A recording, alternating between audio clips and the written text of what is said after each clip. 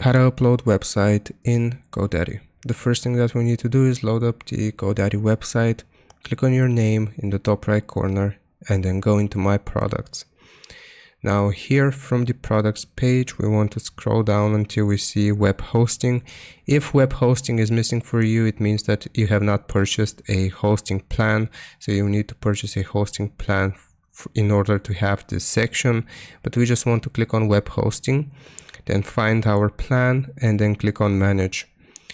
Now right here it's going to load up a list of all of our features, and we want to scroll down until we see file manager. Here it's going to go through cPanel, so just click on launch and it's going to load up a new page, like I said, going through cPanel.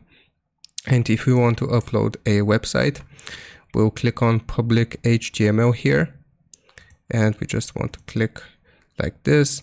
And if you want to upload our website, we'll just click on this upload button, and you can go through through this screen here. You can upload your WordPress website, or wherever you may have your website located, you can upload it here and use it in GoDaddy. And that's how you do it. I hope this helps you out. Leave a like and sub, and I'll see you next time.